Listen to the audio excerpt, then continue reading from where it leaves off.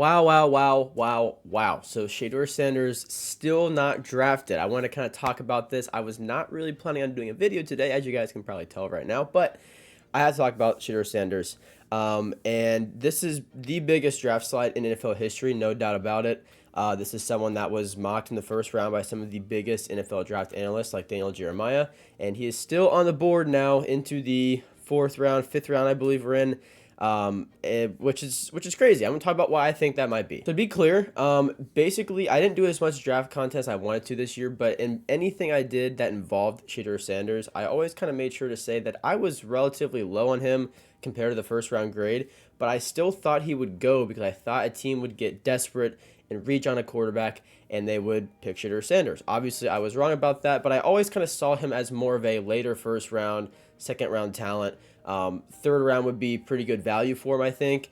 But here we are. And so I think a lot of people right now are trying to go back and forth on, why is he still available? Why is he not drafted? And I think what it comes down to, because when you look at him on the field, I mean, he's better than Dylan Gabriel. He's better than Jalen Milroe. Shedeur Sanders might be overrated. He might not even be that great of a quarterback prospect. In my opinion, he's a solid prospect and not much more. But he is better than Dylan Gabriel. He's better than Jalen Milroe, at least as of right now. Milroe does have a higher ceiling, but very raw prospect. And they both went higher than Shedeur Sanders. Also, just like side point, it's kind of funny to think like Dylan Gabriel was the guy that got drafted, which made everyone else go like, okay, something's got to be going on here because there's no way Dylan Gabriel's going before Shedeur Sanders. But really, that is how it went, and it is shocking. First off, I think it comes down to off the field, to be honest. I don't think it has anything to do with his play on the field because I think if it did, he would have been drafted by now at this point. And I know a report came out not that long ago that apparently he really bombed the Giants interview. He was not prepared. I guess Dable kind of called him out on it, and it didn't really go well from there.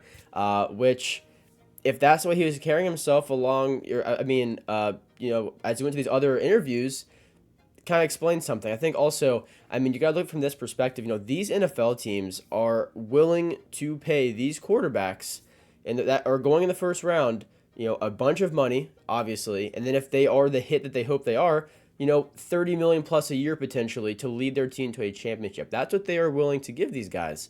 And it doesn't just come down to on the play. It comes down to if you are a professional. These are professional football players, which is just more than on the field. You have to act like a professional.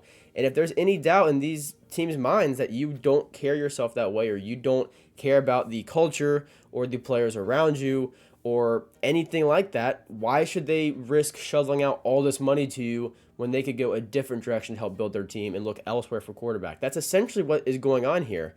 And if Shadeur's putting that thought in their mind of this guy just really cares about himself, he thinks he's kind of better than everybody else, doesn't take a lot of accountability. Why would you want to give him $20 million? I know I wouldn't. It does get to a point though where at this point in the draft, you are going to get good value for Shedeur Sanders. And to be honest with you, I think he's going to go undrafted at this rate. I really don't think he's going to be drafted. And I think if character concern and if he was a bit too arrogant or entitled, if that really was what it boiled down to as far as his character traits, what better experience to humble you than this right here? Because you are now the biggest draft slide in NFL history. It's really not that close. And I think at that point, if anything's going to make you take that next step and say, okay, it kind of starts with me, you would think it would be this experience right here that would do that for him. So in my opinion, right now, I don't think it's as surprising as people are making it sound, to be honest. I think if you look at it only on field, then yeah, it's baffling that he's still available. But if you take into all these other pieces that he's just not a good fit for any team because he doesn't really want to be, immerse himself with his teammates and all this stuff. If that's the concern, and to be fair, and to be clear, I'm not saying that is the concern. I'm saying if that's where they're coming from, because it sounds like that is what it boils down to specifically for his character flaws. If that is the issue, then I know I wouldn't risk taking him there. So I think now at this point in the draft, you are getting a round 2, round 3 at worst talent in potentially the 5th round, 6th round. I think what we're looking at is going to be a random team picking him at this point. The Browns got Gabriel. I mean, could we see a scenario like the Patriots last year where they take Drake May third overall, then also draft Joe Milton later on?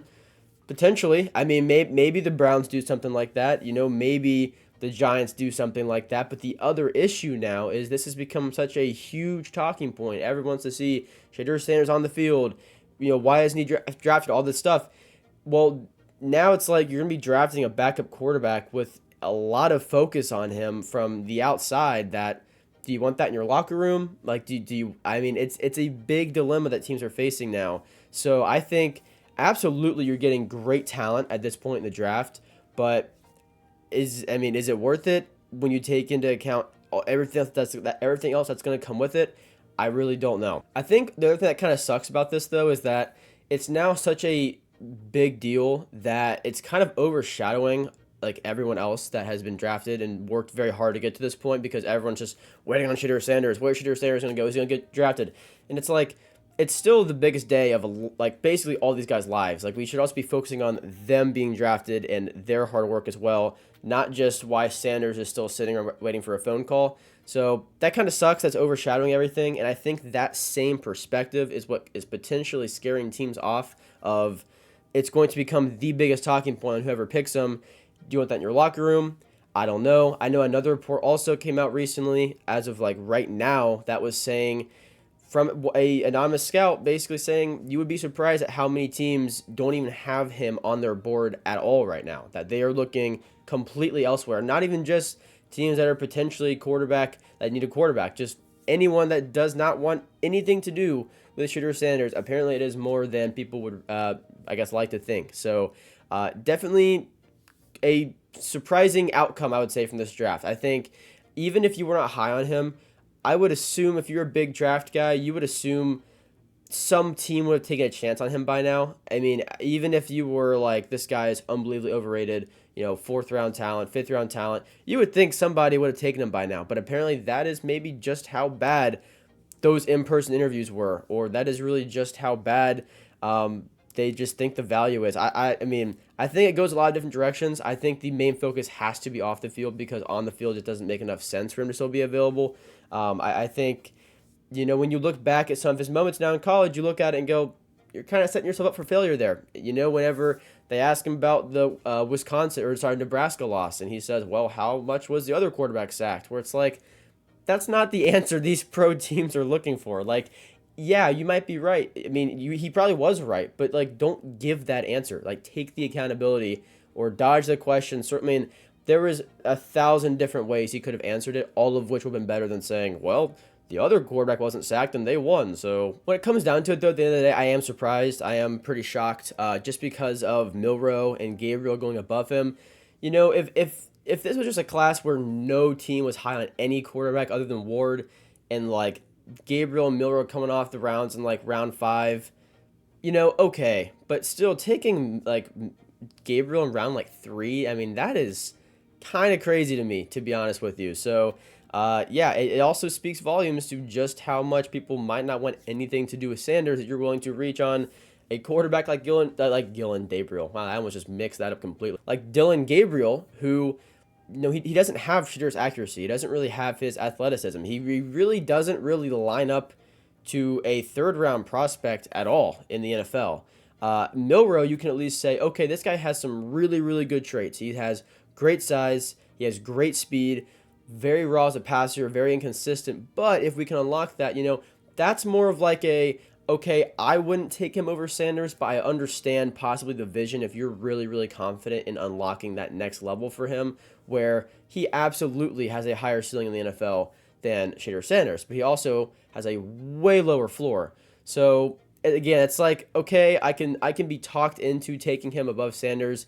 Gabriel's where I just really don't understand it at all, to be honest with you. And now at this point in the draft, I mean, I would take Shedeur Sanders at any point now, but we've been saying that for the past 2 rounds. So it's like, is there really a line in the sand now where teams are like, okay, now I'll pick him? Because in my opinion, I feel like we've already hit that line. So I would say he goes undrafted at this point, which someone I would assume will be sprinting to him with a pen and paper, because you are getting a backup quarterback with very high upside, that is a round 3 at worst talent, and you're getting him undrafted. I mean, you really can't ask for much better value than that. And if that doesn't happen, if no teams go after him, if he goes undrafted, I think we're going to see a lot more come out about just how bad those in-person interviews were, because it must have just been completely checked out, not really prepared at all to talk football, to really even talk about things he likes about the team or the culture or why he'd want to play there.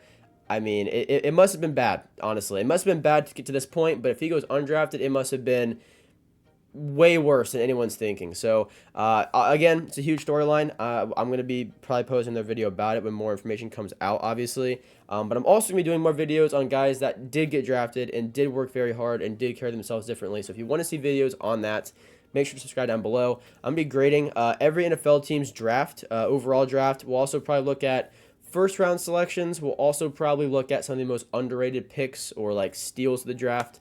And then also just start looking at teams heading into the next year, because it's already getting that point of the offseason, which is unbelievable to me. It always flies from the Super Bowl to now.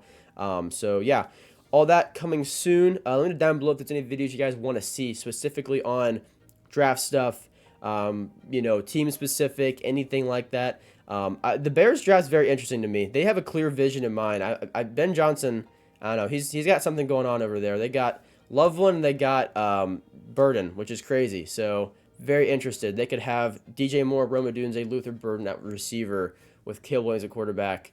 And then we have Cole Kmet, and we have Colson Loveland at tight end. And then I'm going to assume they probably get in their running back at some point. So, very interesting. Yeah, enjoy the rest of the draft. This is pretty nuts. Comment down below your guys' thoughts on Shedeur Sanders or who your favorite team drafted and if you like that or not. Thanks for watching. I'll see you guys in the next one. Peace out.